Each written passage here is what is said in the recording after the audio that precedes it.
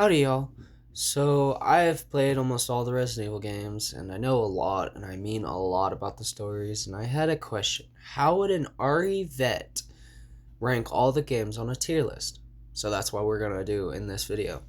Quick disclaimer, every rank is based on my personal opinion. I don't want or expect you guys to fully agree with me because everyone has their own opinions. I personally like to see everyone's point of view on things. Now, time to get into the ranks. Enjoy.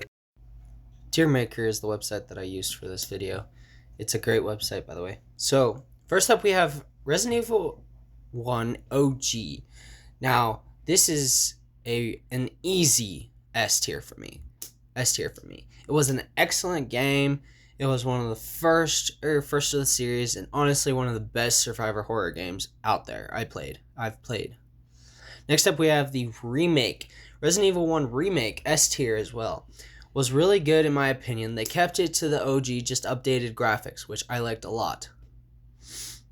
Next up we have Resident Evil 2 Remake. This is B tier. B tier. It was alright, and I had a fun 100%ing the game, but they cut a lot of the OG 2, and I was not a fan. Next up we have the original 2, and this is another easy S tier. Another excellent game in my opinion, but it does not beat the original, sadly.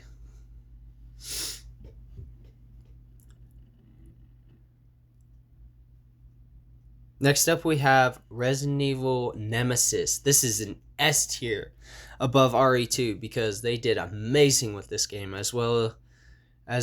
There were options in the game that I believe changed the outcome. I'm not entirely sure, but it was amazing. Such a good game. Still scary to this day. Next up we have Resident Evil 3 Remake. This is D tier, for sure. It was not a great remake at all. They cut a lot of the game, the mechanics from the OG, and it was super easy. What is a survivor horror game without a little challenge and horror? The only scary part of this, was the hunters, you face in the second to last section. Next up we have Code Veronica. Now this is an easy tier, S tier above everything. I love this game so much. The whole switching from Chris and Claire was fascinating. And that's not all. The boss fights were amazing. The last boss where you fought the boss on the plane was so much fun. And this game was scary, like super scary. And I hope we get a good remake. Next up we have Resident Evil 0. Resident Evil 0 was an interesting game, and I couldn't decide where to put it, but I did end up putting it in A tier. The reason I struggled to decide was because of that game mechanic of swapping between characters. Now, don't get me wrong, it was really cool to see in a game, but the execution was not there. It was hard to control for me personally, but other than that, it was really cool and good game. The bosses were fun, and the design was great. I just wish they Resident Evil 4 OG is an A tier for me. Now, put down the pitchforks for a second. It was a really good game. It was the first to be in 3D. The introduction to the merchant was really cool, twist. The introduction to QTEs, quick time events, the bosses were great, the story was great, but the reason it didn't make S tier is simply because of Ashley's mechanics. She was such a pain in the original. Now, granted, she still is in the remake, but not as bad as Ashley. Next up, we have Resident Evil 4 Remake, and this is an easy S tier for me. They fixed Ashley mechanics a little better, so she's not too much of a pain, and hands down, my favorite remake to date. The design was giving RE Village, vibe, which I was a little iffy about, but it wasn't enough to drop it a rank. But it isn't as good as the originals, but I will put it above Resident Evil 2. This is what our rankings look like so far. Let me know down in the comments what you think.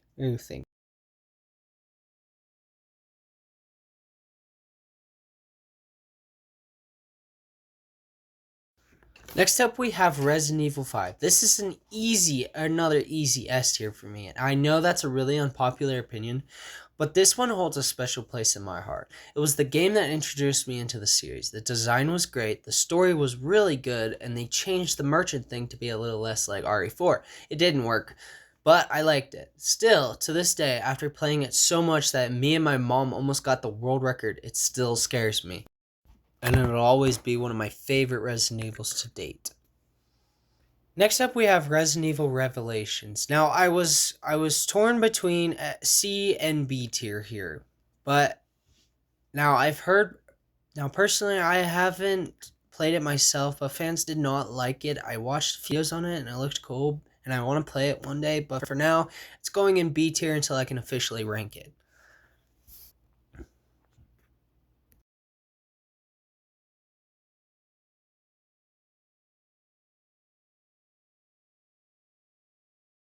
Next up, we have Resident Evil 6, and it's going to the top of B tier. It was an alright game. I liked how it had 4 different stories that you could play and how they lined up, but compared to the other games on this list, it's not great with much action and not enough story and horror.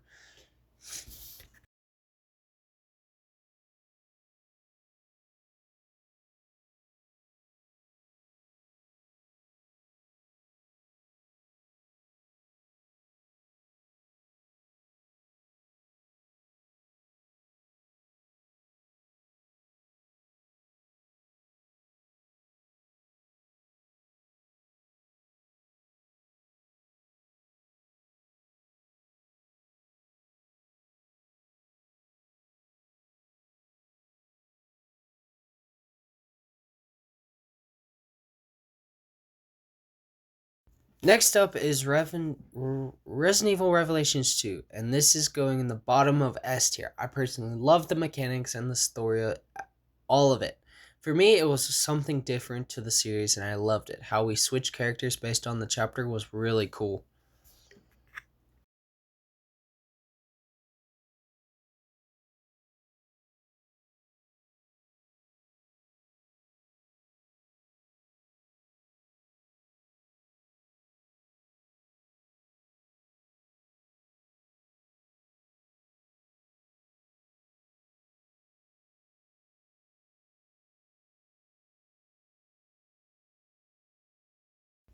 Resident Evil 7 is going in the middle of A tier.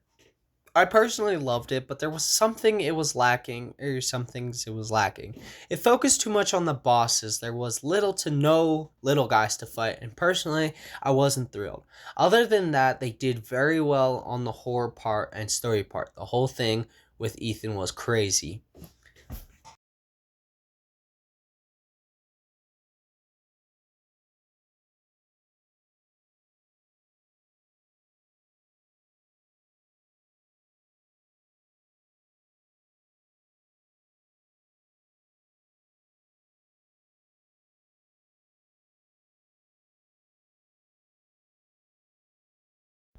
Next up, Resident Evil Village, and it is going to the top of A tier. Now, another unpopular opinion I have is I really like this game. Now, granted, I didn't put it in S tier because it was lacking a lot in the horror part of horror survival, which is what Resident Evil is about. Now, I know I said I like a lot of action, but I would like a balance of combat and horror.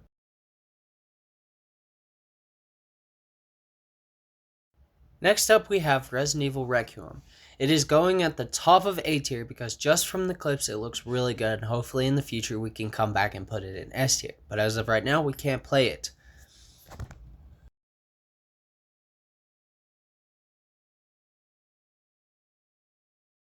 So it would seem that I didn't record me putting Resident Evil Survival 2 or Resident Evil Survival in B tier, but I did put it in B tier because I have never played it, I heard it was good.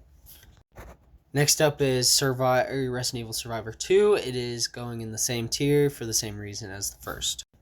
Resident Evil Dead Aim is going in B tier, but above the Survivors because I thought the idea was cool with it coming out on the Wii, I believe, but I also heard it didn't perform great.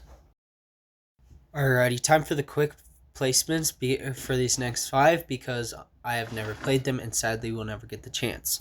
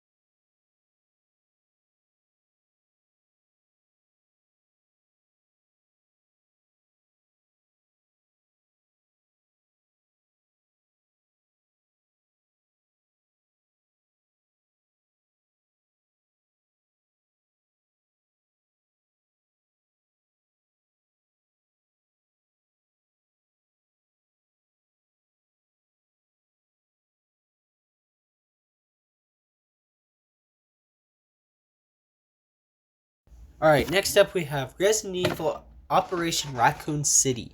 And this one is going at the bottom of A tier. I personally liked it. It was like Mercenaries, but having a storyline. It is an odd game, but one I enjoyed. Had a pretty neat story, and we got to play as Hunk.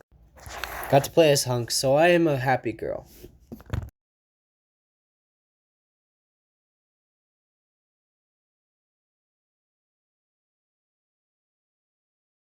Resident Evil Umbrella Corps is another I haven't and will never get the chance to play, so again, this is one is going in the bottom of B tier.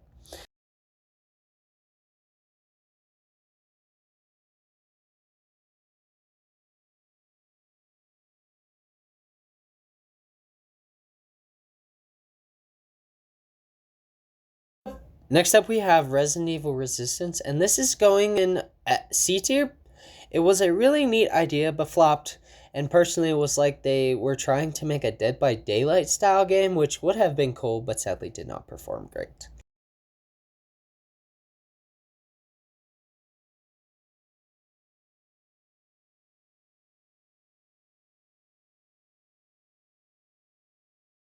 And finally, we have RE-Verse. And this one is going in D tier. I have never played it myself, but every fan I have ever talked to said it wasn't great and it flopped.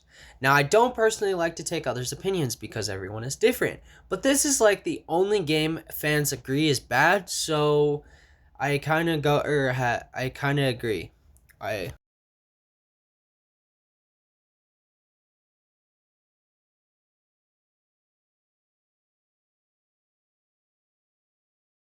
And there you have it, my friends.